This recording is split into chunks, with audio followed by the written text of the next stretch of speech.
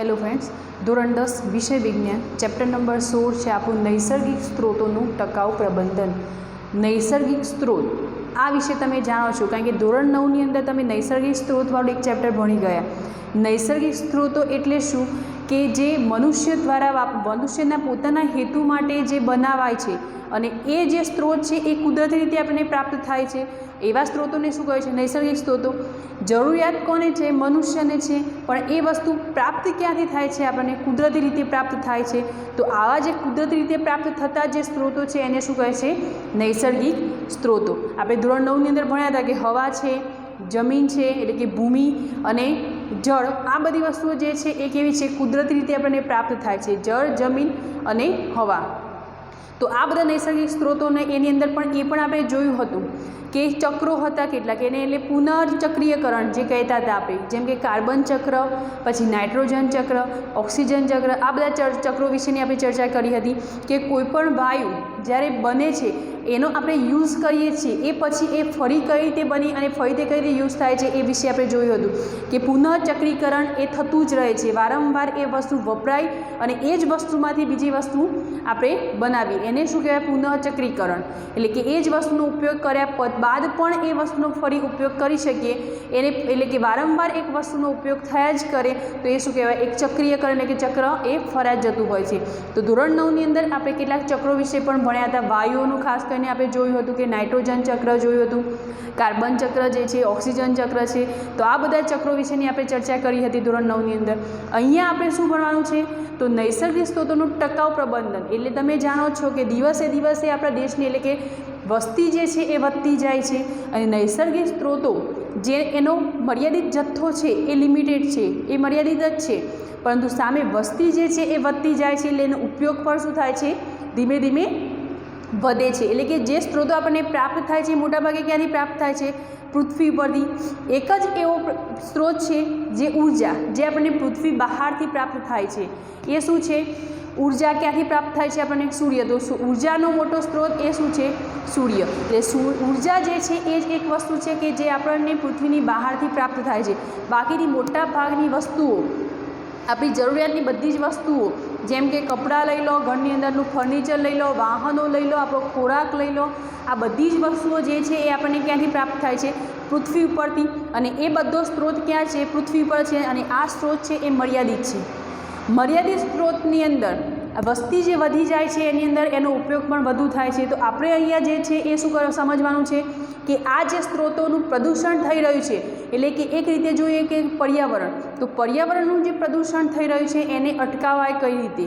તો એના વિશે આપણે આ ચેપ્ટરની અંદર ભણવાનું છે કે જે સ્ત્રોતોનું નુકસાન થઈ રહ્યું છે એને આપણે કઈ રીતે અટકાવી શકીએ અને એનું અટકાવવાનું કારણ શું છે કે એને અટકાવવાથી આપણી આવનારી પેઢી, જેમ કે અત્યારે દિવસે દિવસે જે જનસંખ્યા વધી રહી છે એની આવનારી જે પેઢી છે એની અંદર પણ આ સ્ત્રોત મર્યાદિત પ્રમાણમાં મળી રહે. જે સ્ત્રોતો આપણે અત્યારે હાલ વાપરી છે સરળતાથી, એ લોકો પણ એ સરળતાથી વાપરી શકે એ માટે આપણે એના પાછળ થતું જે નુકસાન છે એને અટકાવવાનું છે. તો એના રિલેટેડ આ ચેપ્ટર છે કે એની અંદર જે નૈસર્ગિક સ્ત્રોતોનું જે નુકસાન થઈ રહ્યું છે એ નુકસાન આપણે કઈ રીતે અટકાવી શકીએ.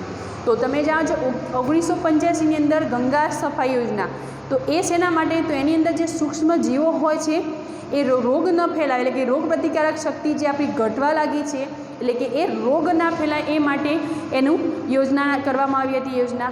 ત્યારબાદ બીજી વસ્તુ એ હતી એની અંદર કે ગંગા નદી જે એની સફાઈ કામ, એટલે કે એની અંદર જે કચરો પેદા થાય છે, અવનવા તમે જુઓ કે નવા નવા ઉદ્યોગો થતા જ રહે છે. આ ઉદ્યોગોની અંદર જે કંઈ પણ કચરો, કેમિકલ જે કંઈ પણ હોય છે ડાયરેક્ટ ક્યાં ઠલવાય છે? નદીની અંદર. અને નદીની અંદર જ્યારે એ કેમિકલ ઠલવાય છે ત્યારે નદીની અંદર જે પાણીમાં રહેલા સૂક્ષ્મ જીવજંતુઓ જે છે, એ સિવાય માછલી પણ તમે લઈ લો કે એટલે કોઈ પણ જળજીવો છે એ બધાને નુકસાન થાય છે, કારણ કે એ કેમિકલ એ તમે જાણો જ છો કે પાણીની અંદર રહેતા જીવજંતુઓ અથવા તો જળચરો આ બધા જ જે છે એ પાણીમાં રહેલો ઓગળેલો ઓક્સિજન લેતા હોય છે અને આ ઓગળેલો ઓક્સિજન લેવાથી એની સાથે કેમિકલ પણ આવે છે. તો આ કેમિકલના કારણે એ જીવો છે એ ધીમે ધીમે મૃત્યુ પામે, એટલે કે એમની સંખ્યા જે છે એ ધીમે ધીમે ઘટવા લાગી છે. તો આ બધા માટે 1985ની અંદર ગંગા સફાઈ યોજના એક ચાલુ કરવામાં આવેલી હતી. તો આ એક એવો જ હેતુ છે કે પર્યાવરણનું રક્ષણ. પર્યાવરણની અંદર નદીઓ પણ આવી જાય, જંગલોનો જ પણ એટલો ભાગ છે. તો આ સફાઈની અંદર આપણે પર્યાવરણના 5 એટલે પર્યાવરણ જે થતું નુકસાન છે એ અટકાવવા માટે 5 R જે છે, તો 5 R એ હું અહીંયા સમજાવું છું તમને લખીને.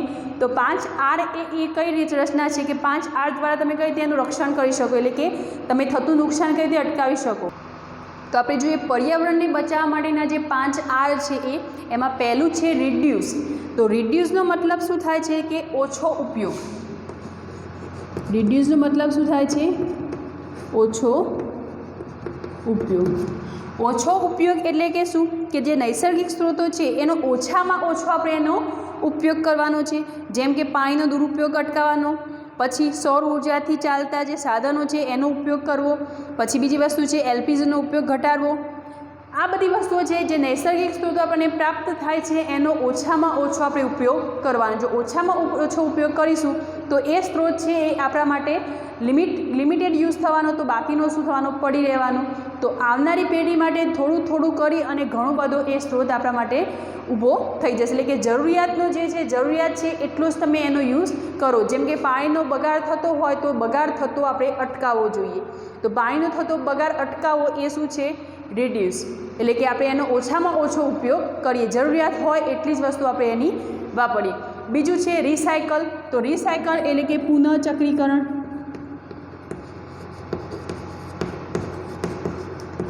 તમે જે સ્ત્રોતનો ઉપયોગ કર્યો છે, આપણે જોયું હતું ધોરણ 9ની અંદર જે ચક્રો નાઇટ્રોજન, તો નાઇટ્રોજન વાયુનો ઉપયોગ કર્યા બાદ એને પુનઃ કઈ રીતે વાપરી વપરાતો હતો, આ બધા વિશે ચર્ચા કરી. તે પુનઃચક્રીકરણનો મતલબ શું થશે કે જેમ કે પ્લાસ્ટિક છે, ધાતુના વાસણો કે ઘરેણાં, આ બધી વસ્તુઓ છે એને એમાંથી બીજી બનાવો. એના એ જ વસ્તુનો ઉપયોગ કરી જે વપરાઈ ગઈ છે, ઘસાઈ ગઈ છે, એનો જ ઉપયોગ કરી અને એવી જ કોઈ નવી વસ્તુ ત્યાં ઊભી કરો કે જેના કારણે શું થશે? એનું પુનઃચક્રીકરણ થશે. એટલે કે ફરીને ફરી એના એ જ વસ્તુ આપણે ઉપયોગ કરીએ કે એ બગાડવાની નહીં. જે ઘરેણાં છે તો ઘરેણાં ધારો કે કોઈ વાસણ છે ધાતુનું, તો એ ધાતુનું વાસણ ઘસાઈ ગયું છે, તૂટી ગયું છે, તો એને ઓગાળી અને કોઈ નવું વાસણ એમાંથી બની શકે છે. તો આને શું કહેવાય? પુનઃચક્રીકરણ. ઘરેણાં છે તો ઘરેણાં એ સોનું જે છે એને પણ શું કરવાનું? પીગાળી અને એમાંથી કોઈ નવી ડિઝાઇન સાથે કોઈ નવા ઘરેણાં તૈયાર થઈ શકે છે. એટલે કે એના એ જ વસ્તુમાંથી બીજી વસ્તુ આપણે બનાવીએ એને શું કહેવાય છે? રિસાયકલ. રીયુઝ. રીયુઝનો મતલબ કે પુનઃ ઉપયોગીકરણ. એના વસ્તુનો તમે ફરીવાર ઉપયોગ કરી શકો. પુનઃ ઉપયોગિતા. પુનઃ ઉપયોગિતા રીયુઝનો મતલબ શું થશે? જેમ કે કાચ કે પોલિથીનના ટુકડા, પ્લાસ્ટિકની બરણી વગેરે, આ જે વસ્તુઓ છે એને એકવાર હવે ધારો કે અથાણું લાવ્યા હશો બારસની, તો એની જે બરણી છે એમાંથી અથાણું જો પતી ગયું તો એનો ઉપયોગ તમે બીજી રીતે કોઈ બીજી વસ્તુ મૂકવા માટે એનો ઉપયોગ તમે કરી શકો છો. એટલે કે રીયુઝ, ફરીને એ વસ્તુનો ઉપયોગ તમે કરી શકો છો. તો એને શું કહેવાશે? પુનઃ ઉપયોગિતા. ત્યારબાદ છે રિફ્યુઝ, એટલે કે ના પાડવી. ના પાડવી. તમે બજારમાં જતા હશો તો ત્યાં તમે પ્લાસ્ટિકની પોલિથીન, પ્લાસ્ટિક એક એવી વસ્તુ છે કે જે જલ્દી પીગળતી નથી, વર્ષો બાદ પણ એને જોવામાં આવે તો એના એ જ અવસ્થામાં હોય છે. તો તમે જ્યારે બહાર કંઈક શાકભાજી હોય અથવા તો કોઈ કરિયાણું છે, કોઈ પણ વસ્તુ તમે લેવા બહાર દુકાનની અંદર જાઓ છો તો ત્યાંથી આપવામાં આવતી પોલિથીન જો પ્લાસ્ટિકની છે તો તમે ના પાડો, કારણ કે એ શું છે? પર્યાવરણને નુકસાન પહોંચાડે છે. તો પર્યાવરણ નુકસાન પહોંચાડતી વસ્તુ તમે એનો ઉપયોગ કરશો નહીં. એના કરતાં સારી છે કે તમે એક કપડાની થેલી ત્યાં આગળ લઈને જાઓ. તો આ બધી વસ્તુ છે રિફ્યુઝની અંદર આવશે કે જે પ્લાસ્ટિક છે, પોલિથીન છે, એનો તમે નકારો કરો. રીપર્પોઝ, તો હેતુફેર કરવો.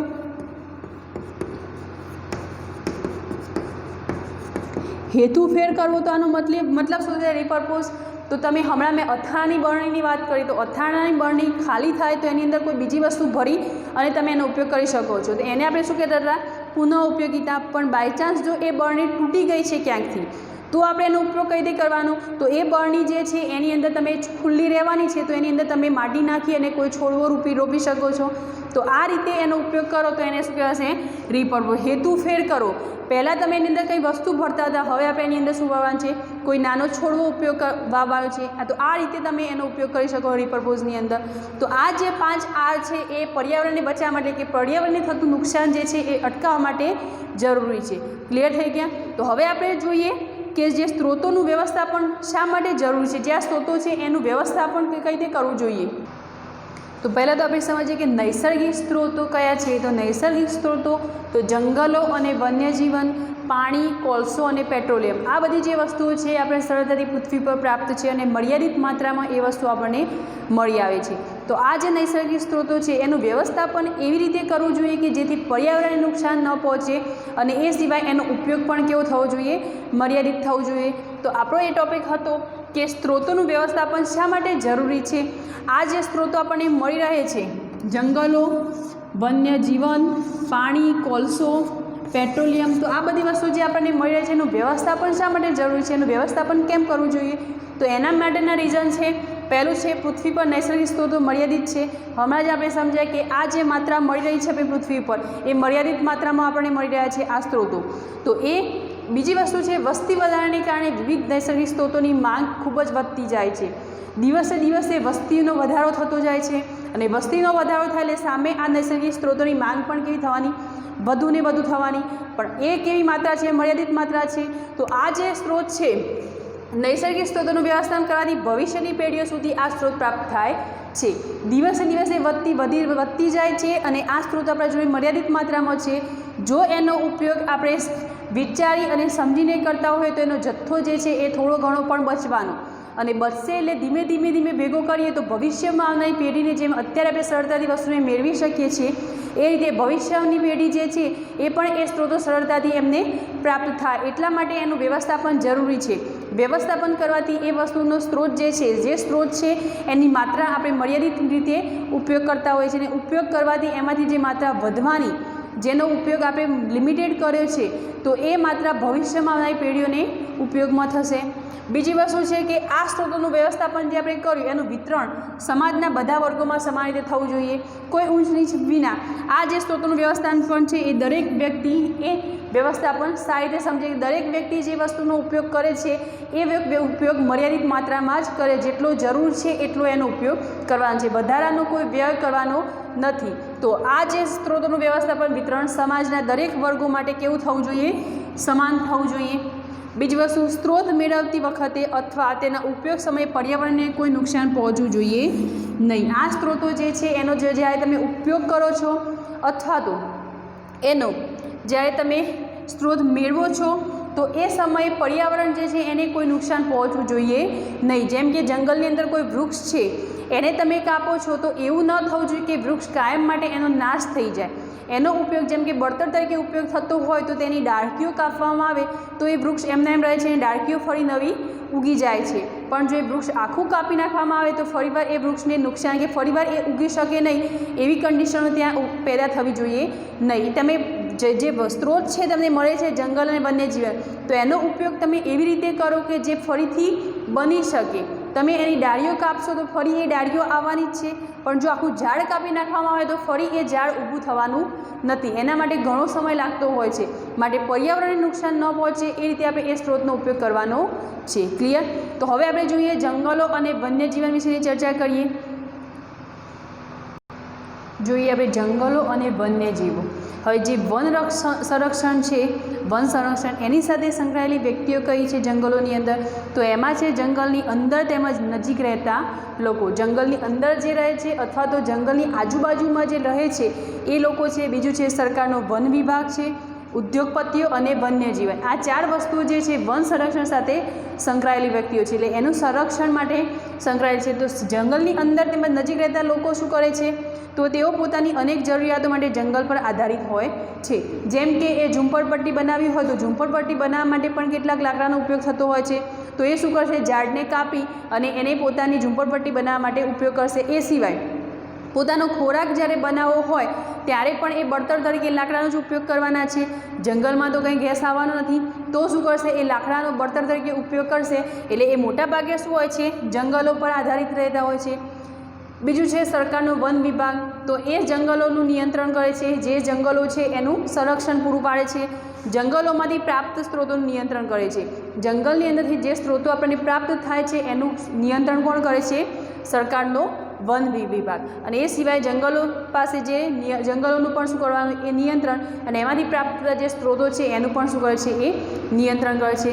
બીજી વસ્તુ છે ઉદ્યોગપતિઓ. તો ઉદ્યોગપતિ શું કરે છે, એ પોતાનો ઉદ્યોગ ત્યાં વસાવવા માટે ઉદ્યોગો માટે જે કાચા પદાર્થો મેળવે છે, પરંતુ જંગલના કોઈ એક વિસ્તાર પર આધારિત હોતા નથી, કારણ કે એમનો જે કાચો માલ છે એ ક્યાંથી મળવાનો, એમને જંગલની અંદરથી. એટલે એ શું કરે છે, કોઈ એક વિસ્તાર પર નિર્ભર નથી રહેતા, એ ગમે તે વિસ્તારની અંદર એક જંગલો જે છે એનું શું કરે છે, એ પોતે શોષણ કરે છે. એટલે કે ઉદ્યોગ માટે કાચા પદાર્થો મેળવે છે ક્યાંથી, જંગલમાંથી, પરંતુ જંગલના કોઈ એક વિસ્તાર પર આધારિત હોતા નથી, જંગલના ગમે તે વિસ્તારમાંથી એ શોષણ કરે છે. તો ઉદ્યોગપતિ શું કરે છે, કોઈ પણ એક એવો કોઈ વિભાગ નહીં હોતો કે જ્યાં એ ફિક્સ ત્યાંથી જ કાચો માલ મેળવે. એ કોઈપણ ભાગની અંદર શું કરશે, પોતાનો જે કાચો માલ છે એ મેળવવા માટે ગમે તે વિસ્તારમાં એ જંગલનું શોષણ કરે છે. ત્યારબાદ છે વન્યજીવન અને પ્રકૃતિ પ્રેમીઓ.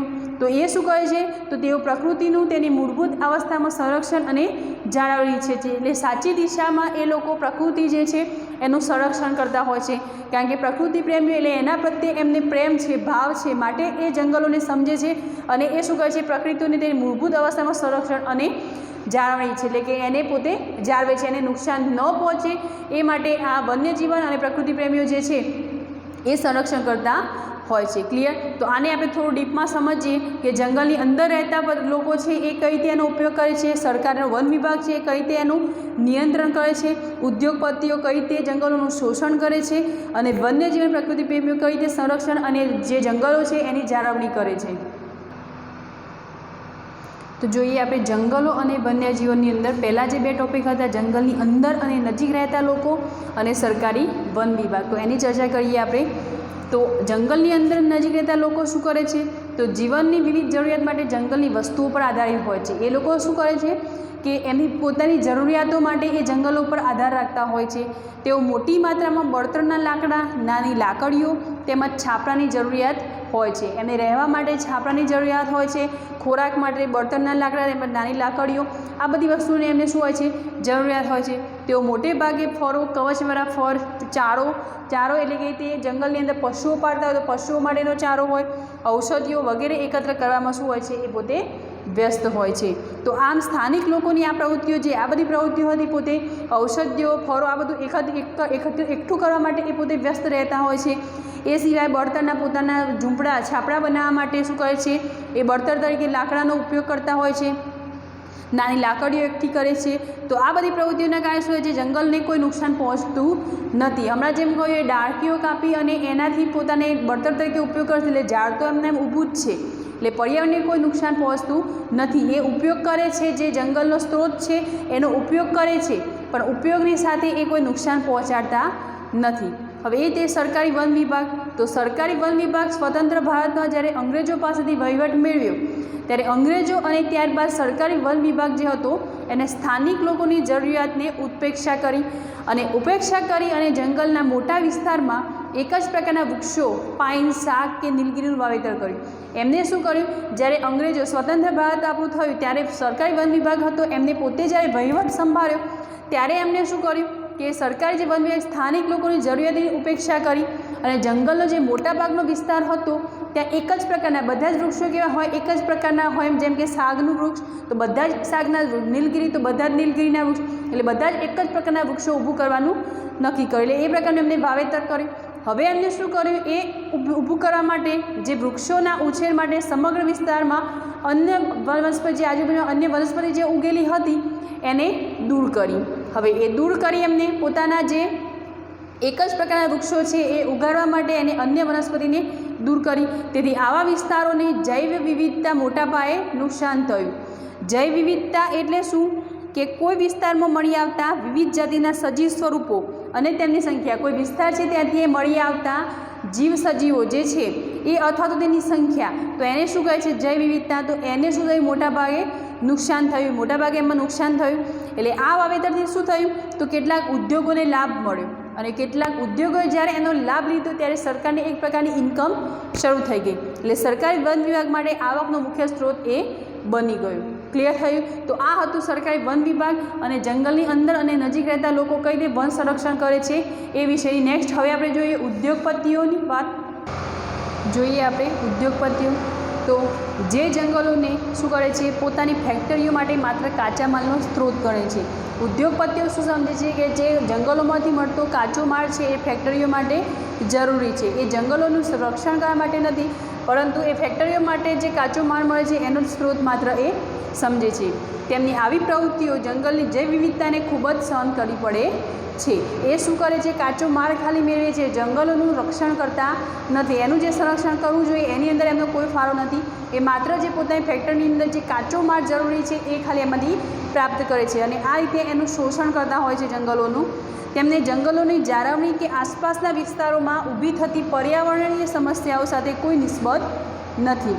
ઉદ્યોગપતિઓને શું છે કે જંગલોની જાળવણી હોય કે આસપાસના વિસ્તારોમાં ઊભી થતી પર્યાવરણીય સમસ્યાઓ હોય, આસપાસની સ્થાનિક લોકોને કોઈ સમસ્યા ઊભી થતી હોય તો અથવા તો કોઈ બાજુમાંથી કોઈ નદી વહેતી હોય તો એને કોઈ નુકસાન થતું હોય તો આ બધી જે વસ્તુઓ છે એનાથી કોઈ નિસ્બત નથી. એમને માત્ર ને માત્ર જે કાચો માળ મળી રહે છે એ માલની જ ખાલી જરૂરિયાત છે. તેઓ ભવિષ્યની પેઢીઓ માટે સુપોષિત વિકાસ કરવાના બદલે જંગલોમાંથી તેમની જરૂરિયાતના કાચા પદાર્થોનું અતિશોષણ કરે છે. ઉદ્યોગપતિઓ શું કરે છે? ભવિષ્યની પેઢીઓ માટે જે જાળવવાનું છે, જે સાચવી રાખવાનું છે, હવે મર્યાદિત માત્રામાં એનો ઉપયોગ કરવાનો છે એ સાથે ધ્યાન નથી લેતા, પરંતુ એ જંગલોનું અતિશોષણ કરે છે. શોષણ તો કરે જ છે પણ એ શું કરે છે કે સામે એનું રક્ષણ જે મળવું જોઈએ, એનું સંરક્ષણ જે થવું જોઈએ જંગલોનું એ કરતા નથી. એટલે આમ એકંદરે જોઈએ તો શું કહેવાય છે? અતિશોષણ જંગલોનું એ કરતા હોય છે. ત્યારબાદ છે પ્રકૃતિ વન્યજીવ પ્રેમીઓ. તો પ્રકૃતિ અને વન્યજીવ પ્રેમીઓ શું કહે છે? તો તેઓ જંગલો અને વન્યજીવોની જાળવણી અને સંરક્ષણનું વ્યવસ્થાપન કરે છે. એ પોતે જાળવે છે જંગલોને. ત્યારબાદ તેઓ જંગલ પર નિર્ભર હોતા નથી, પરંતુ જંગલોના વ્યવસ્થાપનમાં એમની ભાગીદારી હોય છે. એટલે જંગલોનું જે વ્યવસ્થાપન છે એમાં એમનું યોગદાન હોય છે. હવે આ જે જંગલોની જાળવણી છે એના માટે પરંપરાગત કાર્ય કરતા સ્થાનિક લોકો પણ તેમાં સમાયેલા હોય છે. જે વન્ય પ્રેમીઓ છે એમની સાથે જે સ્થાનિક લોકો છે એ પણ જંગલોનું શું કરે છે? જાળવણી કરવા માટે એની અંદર સમાયેલા હોય છે. હવે આ જે જંગલોનું સંરક્ષણ આપણે ભણ્યા એની અંદર એક બિશ્નોઈ સમુદાયનો પણ એક ફાળો છે. તો જંગલ સંરક્ષણની બિશ્નોઈ સમુદાયનો ફાળો શું છે તો એ વિશે ચર્ચા કરીએ કે આપણા દેશમાં જ્યારે વંશ પરંપરાગત રીતે જંગલ સંરક્ષણનું કામ કરતા સ્થાનિક લોકોમાં બિશ્નોઈ સમુદાય અગ્રસ્થાને છે. બિશ્નોઈ સમુદાય દક્ષિણ રાજસ્થાનમાં થાર રણની સીમા નજીક વસે છે. આ જે બિશ્નોઈ સમુદાય છે એ રાજસ્થાનની અંદર થાર રણ છે એની સીમા નજીક એ વસે છે. બિશ્નોઈ સમુદાય એ પાયાની માન્યતા પર જીવે છે કે બધા સજીવોને જીવવાનો અને સ્ત્રોતોનો ઉપયોગ કરવાનો હક છે. એ શું માને છે કે જે દરેક સજીવ છે એને પોતાને બધા જે જીવો છે એમને આ સ્ત્રોતો જે મળી રહે છે એનો ઉપયોગ કરવાનો દરેકને એની પર હક છે. બિશ્નોઈ સમુદાય માટે જંગલો અને વન્ય પ્રાણીઓનું સંરક્ષણ તેમના ધાર્મિક અનુષ્ઠાનનો ભાગ ગણાય છે. 1731માં રાજસ્થાનના જોધપુર નજીક ખેજરાડી ગામમાં ખેજડીના વૃક્ષોના સંરક્ષણ, ખેજડી એટલે ખીજડા આપણે કહેતા હોઈએ છીએ, એ ખીજડાના વૃક્ષોના રક્ષણ માટે અમૃતા દેવીને અન્ય 363 વ્યક્તિઓ સાથે જીવનનું બલિદાન આપ્યું હતું. હવે ભારત સરકારે અમૃતા દેવી બિશ્નોઈની યાદમાં વન્યજીવોના સંરક્ષણ માટે અમૃતા દેવી બિશ્નોઈ નેશનલ એવોર્ડની ઘોષણા કરી. કઈ? અમૃતા દેવીની યાદમાં અમૃતા દેવી બિશ્નોઈ નેશનલ એવોર્ડ. અમૃતા દેવી બિશ્નોઈ નેશનલ એવોર્ડ. આ એવોર્ડની ભારત સરકારે ઘોષણા કરી વન સંરક્ષણ માટે. જંગલોનું જે સંરક્ષણ કરવાનું છે એના ઉપર અમૃતા દેવી બિશ્નોઈ નેશનલ એવોર્ડ છે એની ઘોષણા કરી. આમ બિશ્નોઈ સમુદાય પર્યાવરણની જાળવણી માટે તેમજ વનસ્પતિઓ તથા પ્રાણીઓના રક્ષણ માટે પોતાના પ્રાણ આપવાની તૈયારી ધરાવતો એક સમુદાય ઊભો થઈ ગયો. 300 ને કેટલી વ્યક્તિઓ આની સાથે સંકળાયેલી હતી તો એમની સાથે અમૃતા દેવી અન્ય 363 વ્યક્તિઓને જીવનનું બલિદાન આપ્યું આની અંદર જે જંગલ છે એના સંરક્ષણ માટે. અને એટલા જ માટે ભારત સરકારે અમૃતા દેવી બિશ્નોઈ નેશનલ પાર્ક એવોર્ડની ઘોષણા કરી, જેના કારણે પ્રાણીઓ વન્યજીવો આ બધાનું જ રક્ષણ થાય અને બધાની જાળવણી થાય એટલા માટે એમણે આ એવોર્ડની ઘોષણા કરી. ક્લિયર થઈ ગયું? નેક્સ્ટ હવે આપણે જોવાનું છે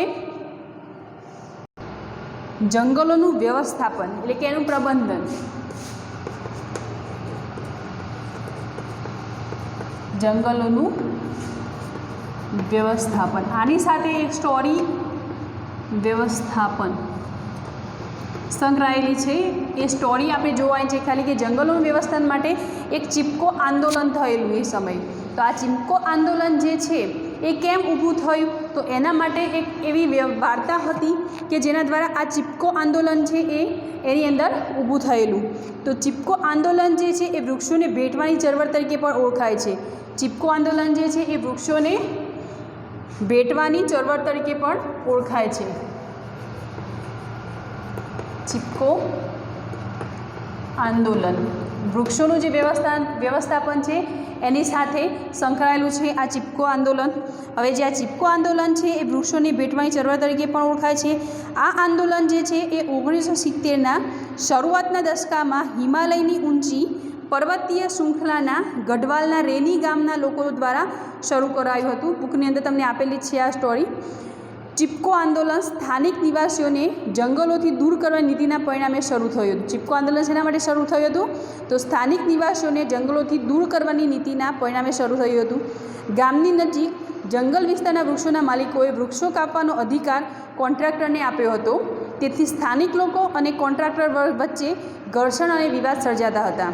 એક નિશ્ચિત દિવસે વૃક્ષોના માલિકોના માણસો કોન્ટ્રાક્ટર સાથે વૃક્ષો કાપવા આવ્યા ત્યારે સ્થાનિક પુરુષો ત્યાં હાજર નહોતા. તો એ સમયે શું થયું? તો ત્યાંની સ્ત્રીઓ કોઈપણ પ્રકારના ભય વગર વૃક્ષો પાસે પહોંચી ગઈ અને વૃક્ષોને ભેટી વૃક્ષોની ફરતે ઊભી રહી ગઈ અને મજૂરીને વૃક્ષ કાપતા અટકાવ્યા. ચિપકો આંદોલન માનવ સમુદાયો અને લોકસંચારમાં ખૂબ ઝડપથી પ્રસરી ગયું. પરિણામે ભારત સરકારે જંગલના સ્ત્રોતના સદુપયોગ માટે પ્રાથમિકતા નક્કી કરવા પુનઃવિચારણા કરવાની ફરજ પડી હતી. તો આ હતું ચિપકો આંદોલન. હવે આ ચિપકો આંદોલન જે થયું એનું પરિણામ શું આવ્યું અથવા ચિપકો આંદોલન જે છે એના પાછળ એટલે કે જવાબદાર કારણ શું હતું? તો ચિપકો આંદોલન જે હતું એના પાછળ કોન્ટ્રાક્ટર અને માણસો દ્વારા રેની ગામ જે નજીક જંગલના વૃક્ષોને કાપવામાં અટકાવવાનું કારણ જવાબદાર બન્યું હતું. એની અંદર જ્યારે વૃક્ષોને કાપતા અટકાવવામાં આવે ત્યારે આ ચિપકો આંદોલન જે છે એ થયું હતું. આ ઘટના દરમિયાન જે હમણાં ઘટના કહી એ ઘટના દરમિયાન જ્યારે કોન્ટ્રાક્ટર તેના માણસો સાથે વૃક્ષો કાપવામાં આવ્યા ત્યારે ગામની સ્ત્રીઓ વૃક્ષોના થડને ભેટી વિંટરાઈએ ઊભી રહી અને મજૂરને વૃક્ષો કાપતા અટકાવ્યા. આ ચળવળને પરિણામે માલિકોએ વૃક્ષો કાપવાનું કામ બંધ કરાવ્યું હતું. ભારત સરકારે પણ જંગલના સ્ત્રોતના સદુપયોગ માટે તેમની જાળવણી માટે પુનઃવિચારણા કરવાની ફરજ પડી હતી. ક્લિયર થઈ ગયું? તો ચિપકો આંદોલન વિશે ખાલી તમારે એ સ્ટોરી સમજવાની કે ચિપકો આંદોલન ક્યારે શરૂ થયું? તો ચિપકો આંદોલન 1970ના દશકમાં જ્યારે હિમાલયની ઊંચી પર્વતરેખાના ગઢવાલના રેની ગામના લોકો દ્વારા શરૂ કરાયું હતું. ચિપકો આંદોલન કોના દ્વારા શરૂ કરાયું હતું? તો 1970ના શરૂઆતના દશકામાં હિમાલયની ઊંચી પર્વતીય શૃંખલાના ગઢવાલના રેની ગામના લોકો દ્વારા એ શરૂ કરાયું હતું. અને શેના માટે? તો જંગલોને દૂર કરવાની નીતિના પરિણામે શરૂ થયું હતું. ક્લિયર થઈ ગયું? તો હવે આપણે જોઈએ કોલસો અને પેટ્રોલિયમ. તો કોલસો અને પેટ્રોલિયમ જે છે એ શું છે? અશ્મિ બળતણ છે. કોલસો અને પેટ્રોલિયમ એ અશ્મિ બળતણ છે. તે ખૂટી જાય તેવા અને પુનઃ અપ્રાપ્ય છે. એટલે કે એ ખૂટી જાય છે પ્લસ એ પુનઃ અપ્રાપ્ત એટલે કે ફરીથી એ પ્રાપ્ત થવા ઘણા મુશ્કેલ છે. એટલે આમ કહીએ કે પુનઃ અપ્રાપ્ત છે. બીજી વસ્તુ કે કુદરતમાં આ સ્ત્રોતોનું નિર્માણ માટે લાખો વર્ષો લાગે છે. જ્યારે અશ્મિ બળતણ અથવા તો જે કોલસો છે અથવા પેટ્રોલિયમ છે એનો જો વપરાશ થઈ જાય તો પુનઃ આપણને પ્રાપ્ત કરવા માટે લાખો વર્ષો થઈ જતા હોય છે. એ ફરીવાર એ વસ્તુ મેળવવા માટે કોલસા અને પેટ્રોલિયમ જે છે એ ફરીવાર મેળવવા માટે લાખો વર્ષો લઈ લે. એનું ફરી નિર્માણ થવું એ ઘણું મુશ્કેલ છે. તેના દહનથી મુક્ત થતા કાર્બન, નાઇટ્રોજન અને સલ્ફર ઓક્સાઇડ વાતાવરણમાં પ્રદૂષિત કરે છે.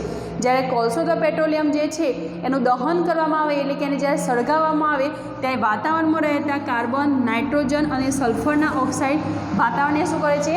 પ્રદૂષણ કરે. એટલે એ દહનથી એમાંથી મુક્ત થતા જે વાયુઓ છે, કાર્બન જે છે, નાઇટ્રોજન છે અને સલ્ફરના ઓક્સાઇડ એ શું કરે છે? વાતાવરણમાં ભળી જાય છે અને વાતાવરણને નુકસાન પહોંચાડતા હોય છે એટલે કે પ્રદૂષિત કરતા હોય છે. તેના દહનથી વાતાવરણમાં CO2નું પ્રમાણ વધી જાય છે અને એ વધતા ગ્રીન હાઉસ અસર થાય છે અને તેના પરિણામે વૈશ્વિક તાપમાનમાં શું થાય છે? વધારો થાય છે. જ્યારે જે પેટ્રોલિયમ છે અથવા તો કોલસો જે છે એનું દહન કરવામાં આવે ત્યારે વાતાવરણમાં શું થાય છે? CO2નું પ્રમાણ વધે છે. CO2નું પ્રમાણ વધ્યા એટલે ગ્રીન હાઉસ અસર ત્યાં સર્જાય છે અને તેના પરિણામે શું થાય છે? વૈશ્વિક તાપમાન જે છે એની અંદર વધારો થાય છે. તો કોલસો અને પેટ્રોલિયમ જે છે એના નિયંત્રણ માટેના જો પગલાં સૂચવવા હોય તો નિયંત્રણ માટે આપણે શું કહી શકીએ? તો જે વાતાવરણમાં કાર્બન ડાયોક્સાઇડ નિયંત્રણ થાય છે, આ કાર્બન ડાયોક્સાઇડ વાયુ જે વધી જાય છે એનું નિયંત્રણ તમે કઈ રીતે કરી શકો? તો પેટ્રોલ ડીઝલ સંચાલિત વ્યક્તિગત વાહનો અને અશ્મિ બળતણનો ઉપયોગ ઘટાડવો જોઈએ। એટલે કે જે પેટ્રોલિયમથી ચાલતા જે ગેસ છે એ CO2નું પ્રમાણ જે આપણે કહ્યું કે દહનથી CO2 વધે છે તો દહન થતું અટકાવવું જોઈએ। એટલે કે પેટ્રોલ ડીઝલ સંચાલિત વ્યક્તિગત વાહનો જેની અંદર પેટ્રોલના ધુમાડા થાય છે એ અશ્મિ બળતણનો ઉપયોગ ઘટાડવો જોઈએ। બળતણનો ઉપયોગ કરશું તો ત્યાં શું થવાનું, ધુમાડા દ્વારા હવાનું જે છે પ્રદૂષણ જ થવાનું છે, તો એ આપણે ઘટાડવું જોઈએ। પછી જાહેર પરિવહન સેવાનો ઉપયોગ વધારે પ્રમાણમાં કરવો જોઈએ, એટલે કે ચાલી અને અથવા તો સાયકલ દ્વારા જેનું પ્રદૂષણ જે વસ્તુ થતું નથી જે વાહન દ્વારા, એનો ઉપયોગ આપણે વધુને વધુ કરવો જોઈએ। એ સિવાય અશ્મિ બળતણના બદલે વૈશ્વિક બળતણ CNGનો ઉપયોગ કરવો જોઈએ। જે બળતણ સળગાવવાથી એનો ધુમાડો થઈ અને હવામાં ભળી જાય છે અને હવાને નુકસાન પહોંચાડે છે, એ જગ્યાએ આપણે શેનો ઉપયોગ કરવો જોઈએ, CNGનો ઉપયોગ કરવો જોઈએ। પછી કચરો સળગાવવાને બદલે તેનો ખાતર અને બાયોગેસ ઉત્પાદન માટે એનો ઉપયોગ કરવો જોઈએ। આપણે જે કચરો સળગાવી અને હવાને પ્રદૂષણ કરીએ છીએ એની જગ્યાએ આપણે શું કરવું જોઈએ, તો એને બાયોગેસ પ્લાન્ટમાં અથવા તો એનું ખાતર બનાવી અને ફરી એનો ઉપયોગ કરવો જોઈએ, જેનાથી થતું પ્રદૂષણ શું થાય છે, અટકી જાય છે। બીજી વસ્તુ, મોટી સંખ્યામાં વૃક્ષોનો ઉછેર કરવો જોઈએ। તો વૃક્ષોનો ઉછેર કરવાથી પણ પ્રદૂષણ અટકે છે। થર્મલ પાવર સ્ટેશન અને અન્ય ઉદ્યોગોમાંથી ઉત્પન્ન થતા ધુમાડામાંથી હાનિકારક તત્વો દૂર કરી પછી જ વાતાવરણમાં મુક્ત કરો। જ્યારે મોટી મોટી ફેક્ટરીઓ હોય ત્યાં આગળ જે ધુમાડા ઉત્પન્ન થાય છે એની અંદર પણ હાનિકારક કેટલાક તત્વો હોય છે, તો એ સમયે શું કરવું જોઈએ, તો પહેલાં એ હાનિકારક જે તત્વો છે એને દૂર કરવા જોઈએ અને ત્યારબાદ તેને વાતાવરણની અંદર એ ધુમાડો મુક્ત કરવો જોઈએ, જેથી વાતાવરણ પ્રદૂષિત થાય નહીં।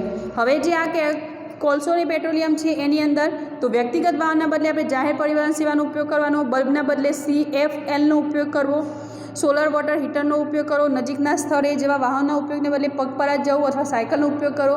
તો આ બધી કન્ડિશનો એવી છે કે જે પ્રદૂષણ અટકાવે છે, કે થતો ધુમાડો જે વાતાવરણને નુકસાન કરે છે એ નુકસાન થતું નથી, અને એ એવી વસ્તુ છે કે જે એની અંદરથી ધુમાડો નીકળતું નથી, પરિણામે આપણું વાતાવરણ જે છે, પર્યાવરણ જે છે એ શુદ્ધ રહે છે, અને પર્યાવરણ જો શુદ્ધ રહે તો એમાં રહેલી જે હવા છે એ પણ શુદ્ધ રહે અને શુદ્ધ ઓક્સિજન આપણને મળી રહે। ક્લિયર? તો આ બધી કન્ડિશનો હતી। આપણે બધા જ પાણી જે છે એ ટોપિક આપણે ભણવાનો નહોતો।